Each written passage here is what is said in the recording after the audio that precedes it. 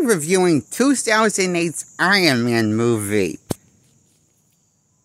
From 2008. I give it an 8 out of 10 for above average. Do I like this film? Yes. But growing up as a kid, I hated the movie when it first came out.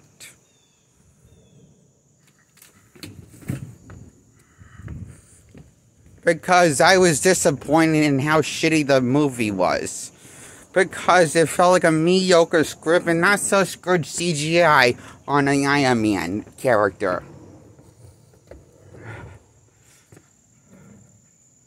And I didn't really care for the lack of muted colors on the Iron Man. On the Iron Man suit when he painted it red. I didn't care that the colors were muted on the Iron Man suit in the scenes once he had his final suit. They weren't bright red, they were muted. Damn it. Can't get what I want. That doesn't look like Iron Man. It's not as red as it should look. It should look red, more bright red. It looks more like purple to me, like a violet purple. To me, the red looked more like a violet to me. A dark red color.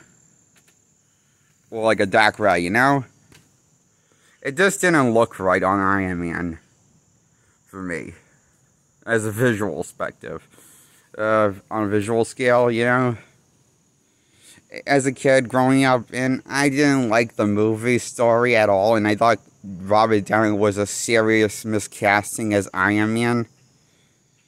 And is it just me, but I felt like he was more talented when he was taking drugs when he was acting. Because is it just me, or is he not really trying in this movie? And I'm sorry, but I just never care about this chillax performance that he gives to energy he gives to Tony Stark. He gives like always like a low energy in the first Iron Man movie, almost like a Batman Christian Bale type energy. Like this is kind of cringe a little for me. Like, it feels like I've been there, done that with them. Look, you're Tony Stark, you're not Batman. Stop trying to be Batman. Is what I was saying to myself while watching the movie, 2008 Iron Man movie. As I was trying my best not to cringe in theaters. Because I felt like I'd seen this before.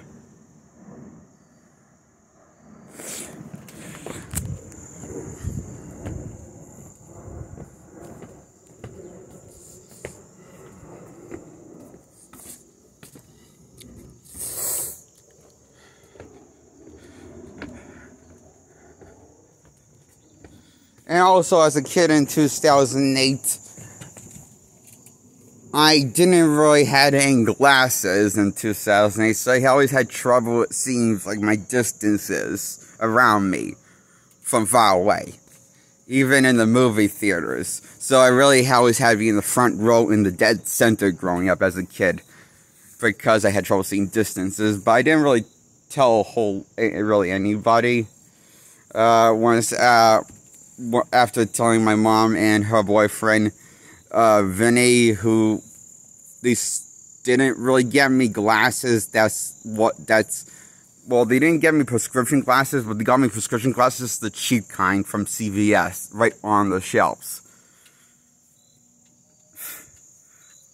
It was either Mom or Vinny that got me those glasses. That took me to CVS to get me glasses. I think it was Mom, I believe. Yeah, I think we took my mom's vehicle to CVS. And, I told her it wasn't the right vision. It didn't help. And, or was that Vinny that said he didn't care? After I told that the glasses didn't help and didn't correct my vision.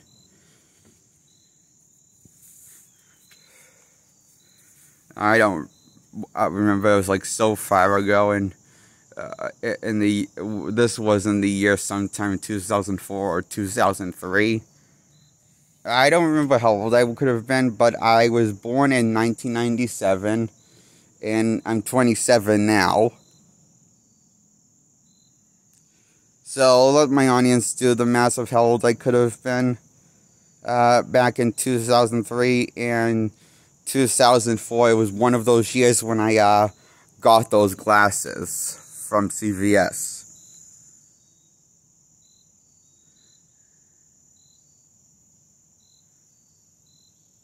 So I really couldn't see the visuals clearly as a kid, but as an adult, I watched the visuals. I thought the visuals weren't terrible as an adult. Once I saw them, I thought the script was still stupid. Even though I rewatched it in my adult, the story was just as stupid, but the visuals were a lot better.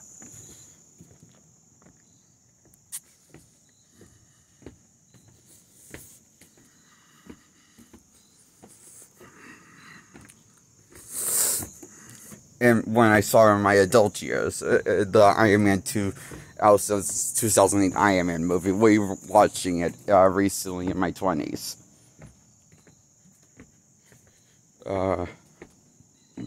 Watched it sometime in the last 2 years of my life. When I watched this 2000 Iron Man film last, it was like last year or this year when I watched it last. So, the year we're now or last year when I watched 2008 Iron Man film to see how it holds up.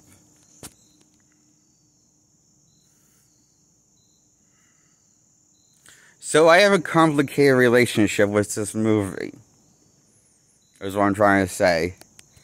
And that's why I am giving this Iron Man movie an 8 out of 10 for above average rating. I do enjoy the movie, but as a kid, I can't say I did, because I didn't enjoy the stories, and I didn't enjoy the visuals, because I couldn't really make out the visuals, because I had trouble seeing distances as a kid. And I didn't got glasses since until I was in my 20s. Is when I finally got prescription glasses, when I was 21 or 20, and had prescription glasses, worn prescription glasses since. And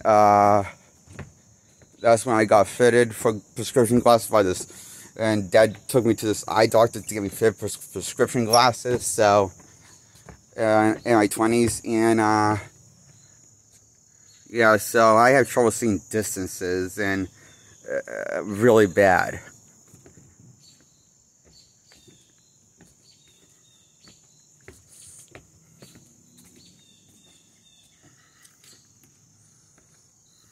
Even as a kid, I had this as bad of eyesight with distances.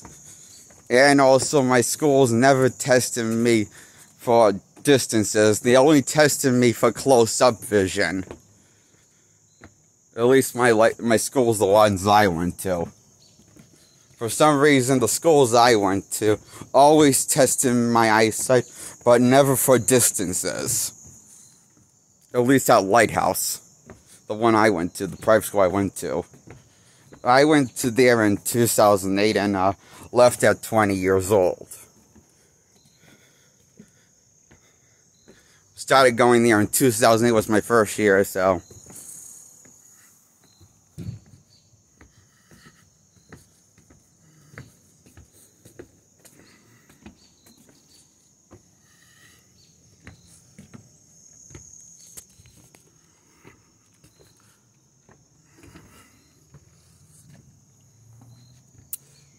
I was living with my mom and Vinny under their roof, but when I as a kid for 7 years, starting in 2003 until my mom passed away of ALS in 2010. And I was abused by both of them as a kid, starting in 2003. But once Mom had ALS and couldn't really walk anymore because the ALS took a full effect, and I didn't know about that she had ALS or that she was sick I just thought she was dying of old age because nobody told me as a kid, not at all in the 7 years.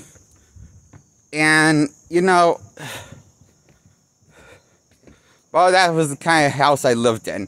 And I only found out about the ALS, what ALS was, because of my dad down at Newport. When I was, I don't know, 20 or 19 in 2016. The year was, I think. I could have been at age 20 or 19. I think the year was 2016, or I could have been wrong. It could have been before 2016. Anyway, I was focusing on what Daddy was saying what ALS is. He says that's what Mom had. And I was a little confused.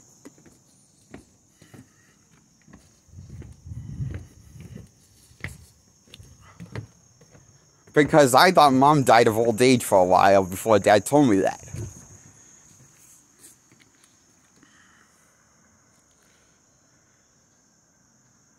And that was years later after 2010, after Mom died. I was in my teenage years, or in my 20s then, when I found out from Dad.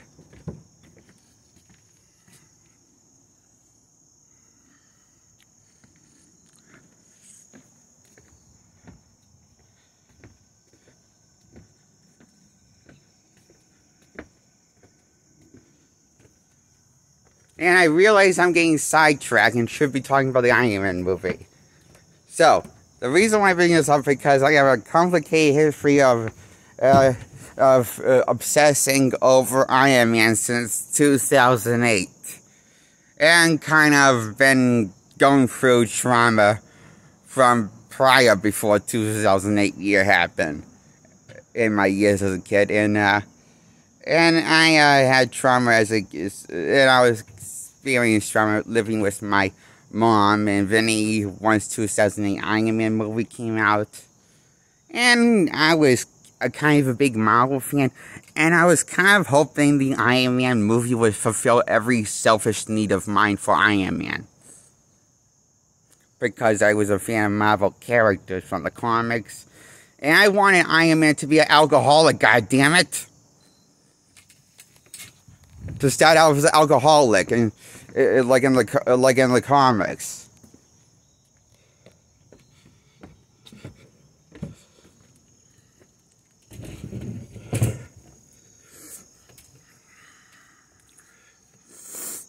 But that never happened. He never ever was once alcoholic, but ever sober up. In the comics, that's how it went. But in the Ultimate Comics, he never did sober up, true. But, I still even like Ultimate Comics Iron Man. Take on Iron Man, even. But I never could get on board with the writing for 2008 Robert Downey's take on Iron Man.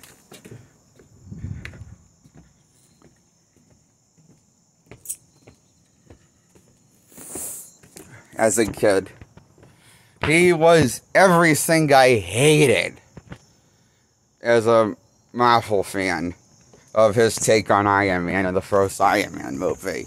He was everything I hated. I just hated him as Iron Man in 2008 because he was such a knockoff of Batman, acting like a Batman knockoff. You know, brooding with very little words. Constantly focused on nothing but the mission. Yada, yada, yada. I'm Batman. Crap. It's Batman. He's acting like Batman.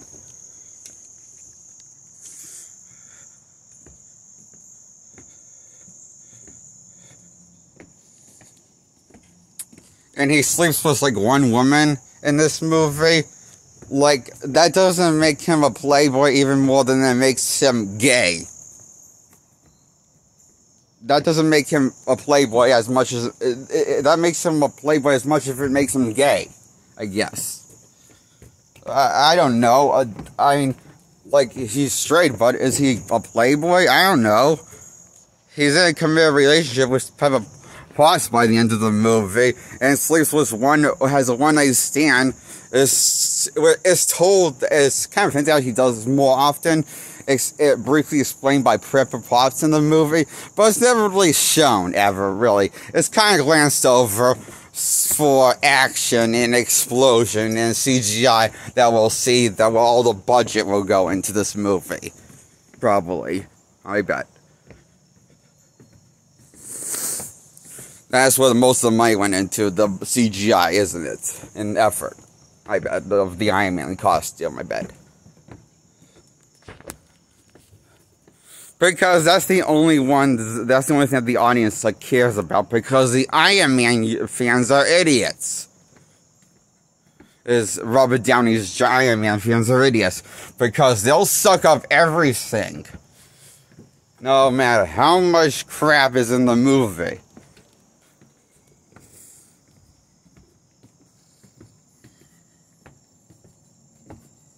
They're worse than the Snyder fans.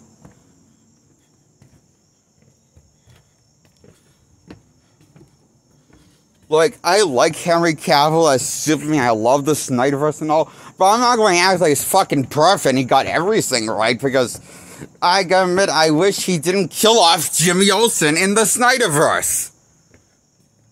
Because I don't see what the point is it. What's the point of rewriting Jimmy Olsen, doing all that different backstory, if you're just going to shoot him in point blank in the head early on? And introduce him as Jimmy Olsen, and have him interact with Lois Lane, only to get him shot point blank in the head. This is dumb.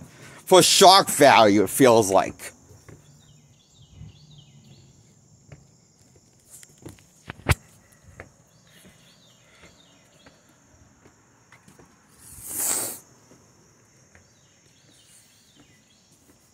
And yeah, that happened in Batman v Superman, the Ultimate Cut, when Jimmy Olsen is in knowledge as his name.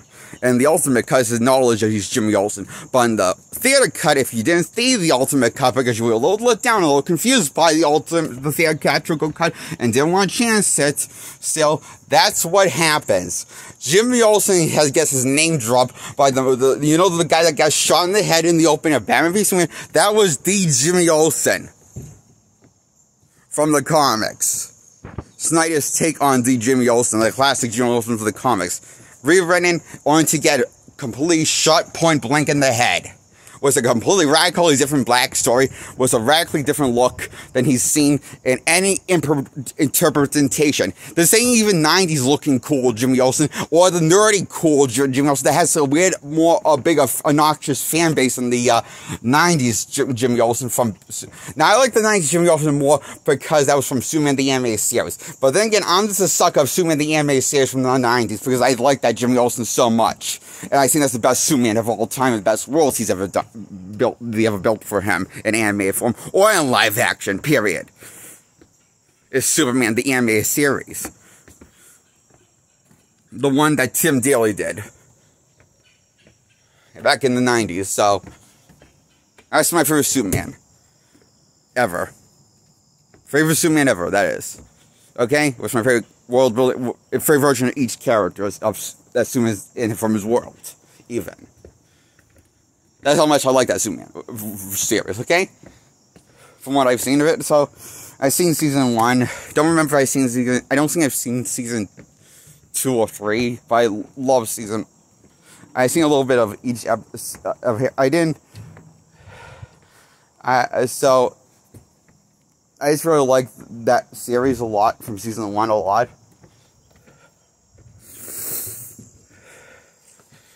And,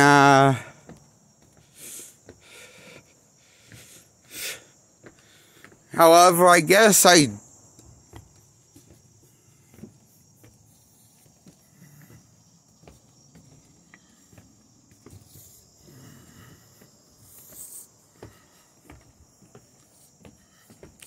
do kind of like this movie. That I give this an 8 out of 10. The first Iron Man movie from 2008 even though it's mostly cringe.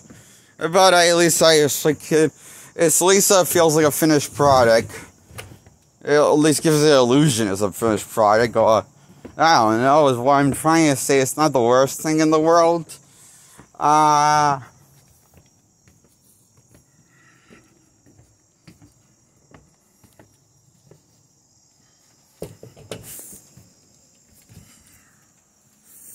it has some cool visuals. But the story sucks. It's just stupid.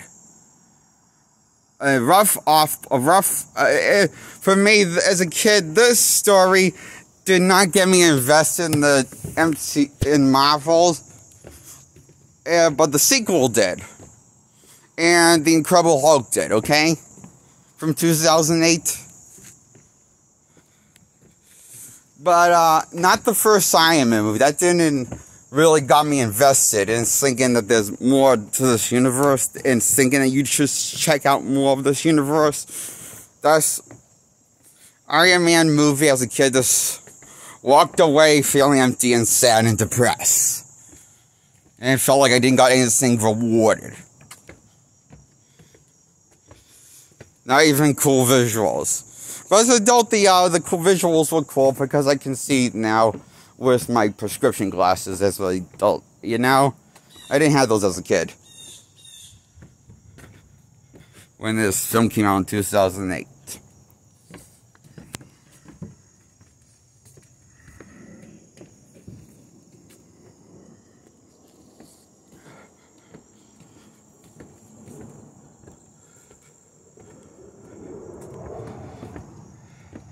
And that's why I give 2008's Iron Man movie above average a 8 out of 10.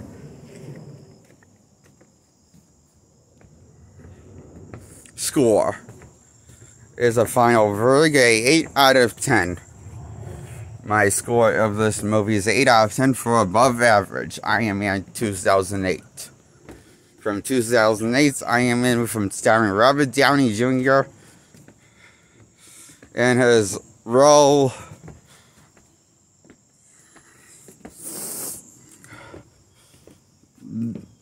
that got him getting work again for acting, but mostly did Iron Man, I think, after he went back to act, stopped making. I don't think he was in a whole lot of movies before Iron Man. He stopped being in movies before Iron Man, I guess. I think,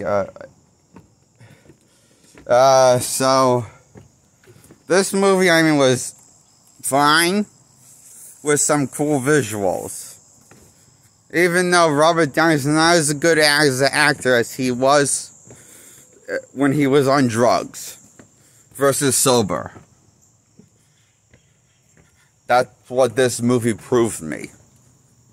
That he can't act as much as he could before. Doesn't have the acting chops he once did when he was younger, in his prime.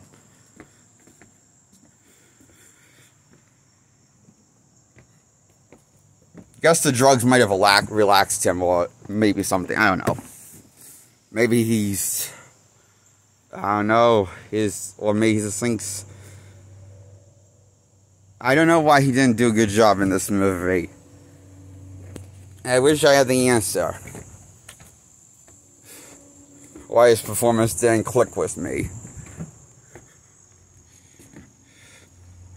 And that's why I give this an 8 out of 10. It's as good as Keanu Reeves' Constantine movie. It's okay, apparently. I give it an 8 out of 10. I recommend it as a guilty pleasure of a movie. For everyone, my audience. Everywhere. That's why I give Iron Man an 8 out of 10.